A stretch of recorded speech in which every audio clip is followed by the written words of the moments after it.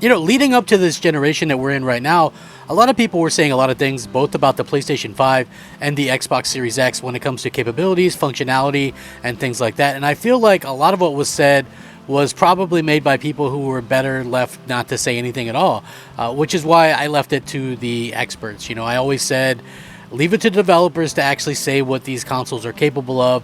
That's going to be where the real test comes in. And honestly, we've kind of seen that time and time again, whereas even though I'm an Xbox fan, I trusted developers when they said, listen, this is the closest in power that a competing Xbox and PlayStation have been at launch in history. So we kind of get that idea that, yeah, these are both quality consoles, but they're much closer in spec than a lot of people were letting on. Some people were saying there was going to be some huge gulf.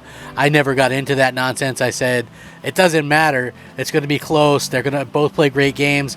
No third-party developer is going to go out of their way to fully screw over the other one. Like, even in the Xbox One days, you saw developers try to get 900p or whatever.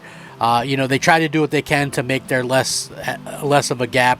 When the Xbox One X, which literally had a massive advantage over the PS4 Pro, you had developers rarely take advantage of that. One of the only times that I think a developer really made it shine was with like Red Dead Redemption 2, which was absolutely fantastic on the Xbox One X. I believe it was native 4K even. So yeah, big advantage. It's kind of blurry on the PlayStation 4 Pro. So big difference there. Now when we see Digital Foundry do a lot of these type of articles and things like that, and they also do these videos where they're showcasing different games and how they are on one console versus the other. Early on in this generation, the PlayStation 5 was getting an edge here or there, a couple frames here or there, in the gameplay perspective, right? Where Xbox always had a little bit higher resolution, but suddenly resolution doesn't matter for whatever reason. I don't really know, but now we start to see a lot of these comparison videos come up, and Xbox has things that the PlayStation 5 doesn't, and everybody's quiet. Everybody's pretty quiet about this stuff, and that's not even to say anything negative per se about the PS5, but it just goes to show you that the narrative is there. And I'm not saying, oh, wait for tools or whatever. I just think that naturally some of the things that we're seeing is an evolution, that developers are starting to understand the Xbox a little bit better. And, like I said all along, Xbox SDKs, PlayStation SDKs, they're going to get better as time goes on regardless. But it's funny to see the way that sort of, we have a weird sort of video like this from Digital Foundry talking about Xbox kind of doing something that PlayStation can or hasn't in this instance, and we're seeing a little bit more of this. So it's something to keep an eye on. Does it mean that every game's going to be like that? I don't know, but it is starting to become a little bit more of a trend, and so I thought it was definitely worthy of doing a video. So let's go ahead and get started, shall we? Now, all along, I pretty much stuck to my guns when I said Xbox Series X and PS5 are pretty close to being identical when it comes to the ability to, have one outdoing the other in terms of performance and things like that. We are starting to see some things come into a little bit of a better, clearer picture. According to Digital Foundry, they tested out The Quarry, which is a newer game that just kind of released that, Supermassive Games put out. And again, I'm a fan of Supermassive Games. I really like what they've been doing. They've actually been putting out quite a bit of work lately, and some of it's been top tier. Now, believe it or not, I was on board with Supermassive Games back in the day, even when they had a situation with releasing Until Dawn on the PlayStation 4. And surprisingly, even though I kind of made fun of it a little bit at first, I thought, hey, you know what, this is really, really a good game. And it's a game that makes it so much more involved because you really want to see what happens, and you kind of want to get an idea on exactly what exactly what kind of ending you want. I love games like that. It's why I love Detroit Become Human. I thought that was such a great game, and for me personally, the fact that they're able to continue to make these types of games is awesome. Now, when it comes to, a game with a cinematic focus, the action is targeting a 4K with dynamic resolution scaling to ensure a stable frame rate on the PlayStation 5 and Xbox Series X. And according to them, they saw the PS5 drop to 1728p, while the Xbox Series X dropped down to 1872.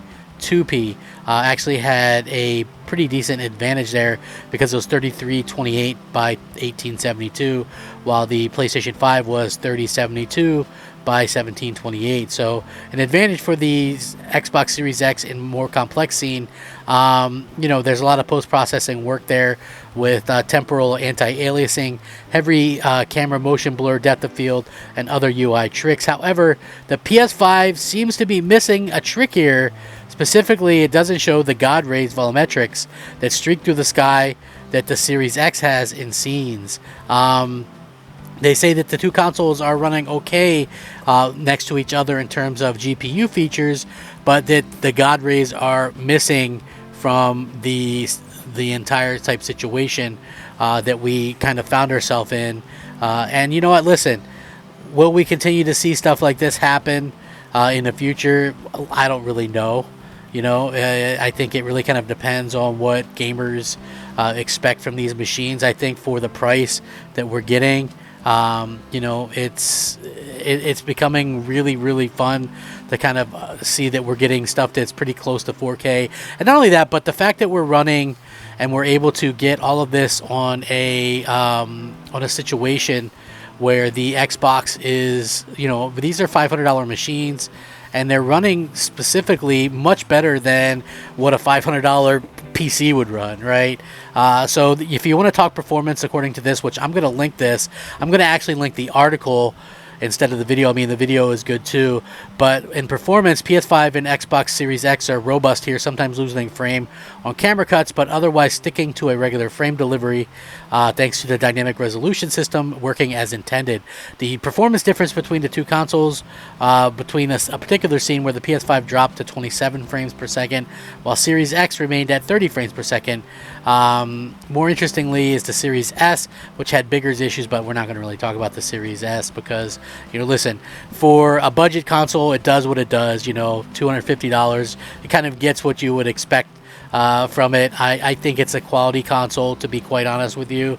I don't think that it is like the best. It's obviously not the best console or anything like that, but bravo for Microsoft for actually letting people get involved into a new generation while also being able to have some money left over. I think thanks to that and thanks to Game Pass, we're seeing a situation where people who maybe wouldn't be able to jump into a generation at the beginning can actually do so. And then later on, if they want to upgrade to the Series X when it's more readily available, they could probably trade in their Series S for a couple $100 and do so. So it's really cool to see that the Xbox is starting to come into its own in these performance, in these differences and stuff like that. So, great. It's good to see. I haven't personally played this game yet, but I am looking forward to getting it at some point. I just had so much to play and so much to do, and it's just one of those things where it's a crazy time for me personally. But it is nice to see that Xbox is doing well, and I would absolutely love to hear your guys' thoughts and opinions on this. So why don't you share them with me? And if you guys are watching the videos, please leave a like on it. It helps it to be seen, and it helps the channel to grow. Have a fantastic day. Rack 'em up, fact 'em up, crap gamer 'em up. Thanks for watching. Crap Gamer out.